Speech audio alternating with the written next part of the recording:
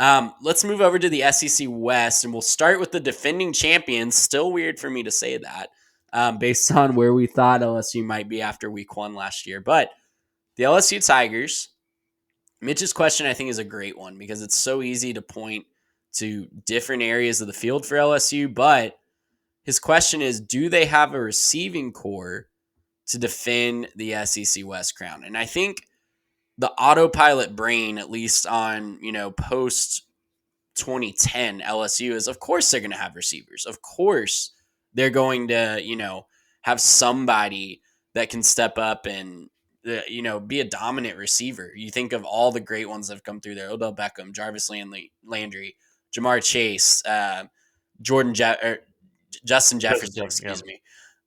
Like, so many. The list just keeps on going of how many have come through that program. But Malik Neighbors recently got arrested. Alabama transfer Aaron Anderson had knee surgery.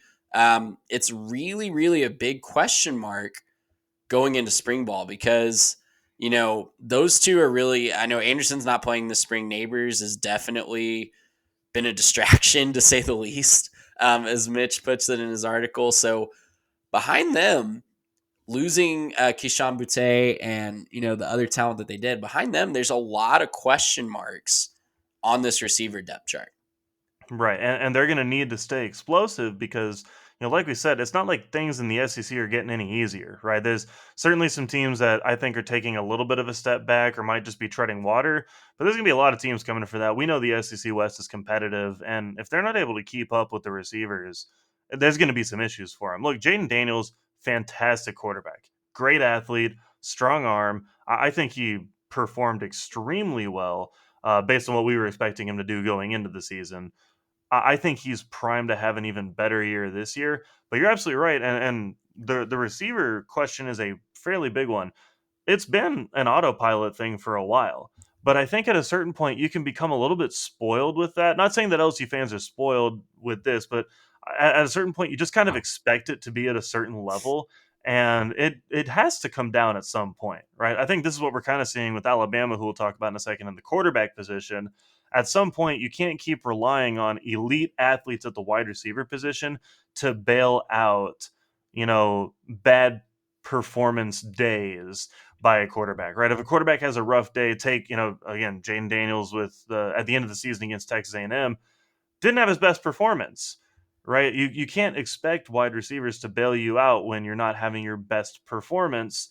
And I think the receivers kept them sort of in it for most of the game. I know the Aggies controlled the game, I think, but LSU never really got blown out. They didn't quite go away. And then, I think obviously that kind of carried into the SEC championship game where they ran into an absolute buzzsaw in the Georgia Bulldogs. But that could have been a playoff berth for them if they, win out and beat A&M and maybe even beat Georgia, get to, the SEC championship and actually pull off the top. That could have been a playoff berth for them, and we might have been talking about this season as something a lot more magical than what it was. And so, who is the right combination? They've got the studs. Look, the Louisianimal trope is definitely true. There's some absolute dogs down there in Louisiana. They can play. What are we going to get out of them in year one for several of them, or for a few of them that haven't really gotten a lot of game reps? What are we going to get out of them? I don't know. And so, does Jaden Daniels have to be the guy? We'll see. I think it's a big question mark as far as what are they getting out of the receiver core, because that defense was solid last year. They just got to make sure things can get back to humming on offense like it was in 2019. Yeah, and it's always a question of, like, you got young guys, you got young experienced guys. When they get hit for the first time, when they go up against a press coverage against a guy that's going to be a first round NFL draft pick Yep. in a few months, how do they respond, and can they bounce back from that? Like, it's always an interesting thing to watch develop. Wide receiver is such a fascinating position because Oh yeah. these guys have gotten by on raw athleticism and speed for so long. And now they have to learn how to be actual wide receivers. How do you run a route? How do you, read a defense? How do you Yep. get open for in a zone coverage? So many different things that they have to think about for the first time, a lot of them. And it's going to be fascinating to see what those guys do in the LSU uniform. Over on the other side of the division at Alabama, this is a huge question for me. And I think Mitch is wise to ask this one for the Crimson Tide. Is Jalen Milroe ready to chase a championship? And I'll go ahead and answer this question. The answer is no, in my opinion. Yep. Jalen Milroe, in my opinion, will not be the starting quarterback of the Alabama Ooh. Crimson Tide. I Wow. do not think that. I think if he is the opening day starting quarterback, I think it's Nick Saban kind of going back to his bread and butter of the guy that he's been with, kind of getting the first crack at it. But I don't think if he's the day one starter, if he's the opening day starter, he will not be the starter by SEC play. That will be passed on to Ty Simpson or Eli Holstein or the other 4-star. I can't remember his name off the top of my head, but they recruited 2 of the top 10 this year freshman Right. quarterbacks. So Garrett, to me, we've seen Jalen Milroe. We know what he is. He got his audition this year when Bryce Young went down. He played admirably. He didn't lose, but I don't think 2023 Alabama is going to win with a Jalen Milroe. Not the way that they want to win. They can go to a New Year's Six game. They can compete for an SEC West title. That's not what they want, though. They want to be able to, go all the way. And that's been a minute since they've gotten to taste that. They're pretty pissed off they didn't make the playoff this year. So I don't see them sticking with Milroe long term. I think he got his chance and he just didn't do enough with it in 2022. Yeah, I mean, you're probably right. I do think that he has the tools to do it, but you're right. When he played Texas A&M, he did not look good. And a couple things to note. Obviously, we all know Texas A&M did not play very well this last year. They did not have a very good season. They were somewhat competitive in that game, but it's sort of a like, was it Bama playing poorly or A&M just playing above their grade? We don't know. We'll have to wait and see on that one. But he did not look very good. He turned the ball over several times in that game. Did not Yeah. do very much in the air. He was effective in the run game, and I think Jameer Gibbs almost bailed him out of that game entirely. But yeah, I think that you have to look at this and say, is he the guy that has the composure, the tools, the intangibles at quarterback that are going to get you there? I don't know, and I probably don't think so. And I mentioned this just a second with LSU. Alabama has been absolutely spoiled at the quarterback position for the last several years. I mean, they got what, 3, maybe 4 quarterbacks, depending on how you want to count them, that are going to be starters in the NFL next year. And maybe one of them was in the Super Bowl last year. We're not 100% sure. Does that count as a Bama player? Is he, we don't know. But regardless, they've still had a absolute plethora of talent at the quarterback position. They had an issue in the championship game, and they switched to another 5-star quarterback, with Tua, and he ended up winning that game. Both of those guys play in the NFL, right? Yeah. Both those guys are starting quarterbacks in the NFL, and so and then the guy that came behind him, Mac Jones, he's obviously in New England, and so I'm really looking at this and wondering, okay, how long has it been since Alabama's just been absolutely spoiled with quarterback play? And how long has that been bailing people out? Because they've had some great wide receivers, they've had some great running backs, and it's not to say that they don't still have talent there, but I don't think the talent level is where it has been at Alabama in the last couple of years. And I don't think you can rely on the defense as much as you've been able to. The receivers are not the same receivers as they were when it was Devontae Smith winning a Heisman and, Jerry Jeudy making people look stupid and Jalen Waddle running right past everybody, right? Uh, It's been a while since we've seen that level of talent in Alabama. I wonder if they don't have to go a different direction than Milroe, just because maybe Milroe could have gotten away with it with that level of talent, but he's not going to get away with it with the receivers they have, with the running backs they have. Not this year, right? I think they need a player who can get more out of the guys, and I just don't know that it's Milroe. It might very well be the freshman Eli Holstein. He's been very impressive, been very successful at the Louisiana state high school football level. I think he won a championship his junior year, I think, and played really well in it. Yeah, I just don't know that it's Milroe. He's plenty talented. He's got all the tools, but look, if he can't get it right between the ears and spring ball, then yeah, they're probably looking somewhere else.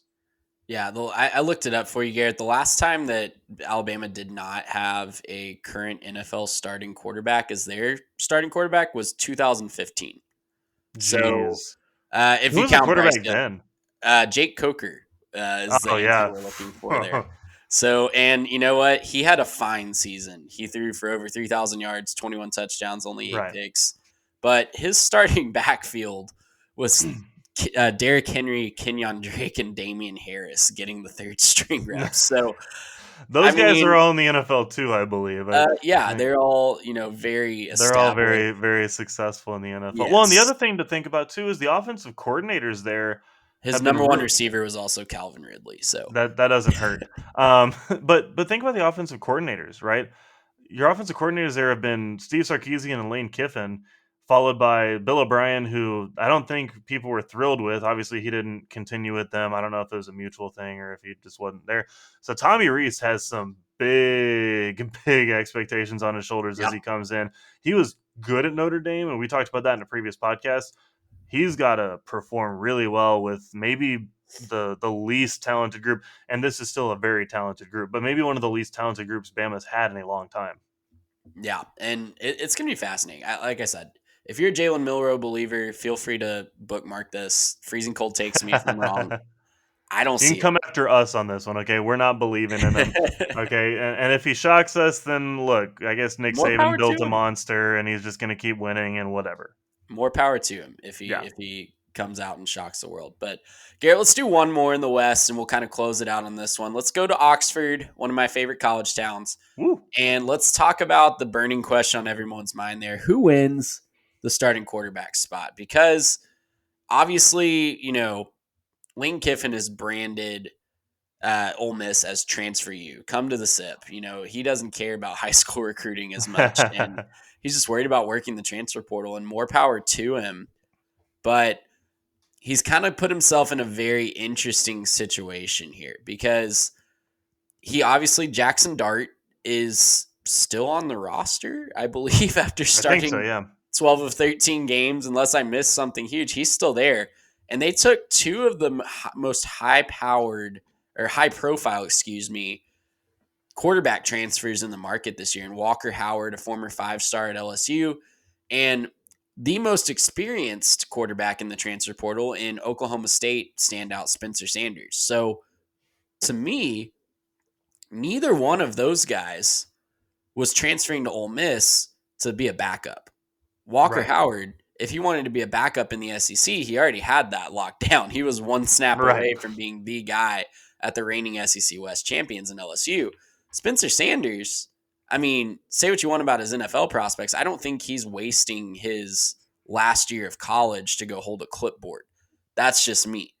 But it's fascinating the quarterback situation that has been created here because all three of those guys, it's going to be a three-way starting quarterback battle. I think Walker Howard was the first one to transfer there, and to me that signaled, okay, he's going to be the guy. We're all in on him. But then Spencer Sanders showed up about a week later and just really muddled this up. So I don't know if you've seen anything on who's leading here. I know this is going to be a huge battle probably all the way through fall camp, but it's going to be fascinating to see who leads this offense in 2023. Right. I think there's a decent chance. If you had to have me bet on who was going to be the starter game one, I think I'm going with Spencer Sanders. And that's nothing to shade Walker Howard. Walker Howard is a very talented quarterback. But there's just a different thing that they do in Ole Miss with their offense. And I think what a lot of people expect, right? A lot of people look at Ole Miss and they think, oh, those guys definitely throw the ball all around. They're an explosive offense like that. This is a running based team. This team runs the football really well. Quinshon Judkins set the world on fire. Yeah. Very talented freshman. Didn't he score a touchdown like almost every game last year? He'd Yeah. scoring touchdowns like a monster, over 100 yards several games. Just an absolute beast on the field, right? Incredibly good. If you get a guy like Spencer Sanders in there, who's a very athletic quarterback, very talented, good at the read option, I think that gives Lane Kiffin a lot of what he wants to do. And Spencer Sanders is not just a running quarterback, right? He's a very good passer.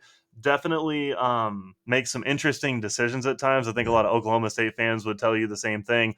He definitely made some interesting calls and probably cost him a few games with his bad decision making, especially if you go back to the Big 12 championship game and a couple of the picks that he threw in that game a couple years ago, and that missed it by a couple inches championship game.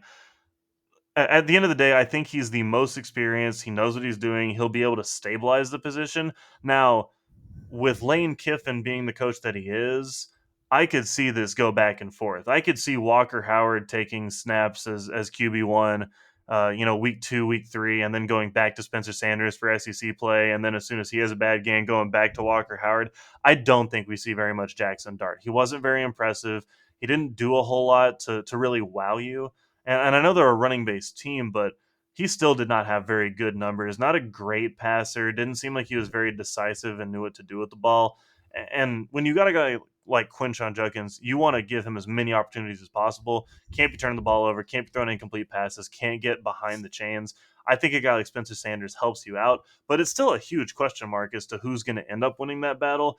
Lane Kiffin has two quarterbacks, I think, that are very, very good. Which one he picks and how he coaches that quarterback up, the kinds of plays he calls for them, I think that's going to define where this program goes over the next few years, because this is a little bit of a make it or break it year for Lane. Right? If they Yeah. have another average year, that come to the sip is going to wear off. But if they can get back up to 10 wins, maybe get to a Sugar Bowl, right, something like that, they could be in a really good spot going into 2024. Well, let's hope Lane is watching film of these three guys and not tweeting from his 10,000 burner accounts He or might see some tweeting. highlights on Twitter. I don't know. You You never know. know, maybe that's the best place for him to find him. I don't know. That's probably would be the easiest way to get him highlighted. He So, might have just taken Walker Howard as a transfer because he saw that video of Brian Kelly hanging out with them spinning around or whatever it was. And maybe he just thought that was kind of fun. He needs a buddy. Lane, if you're bored, if you're lonely, let us know, man. You can come on the pod. We'll bring you on the pod. oh, we would have so many questions for Lane Kiffin if he ever showed up on this pod. But we'll I've got save lots that of for. questions. First question: how dare you? We'll save those for another day. Gracious, how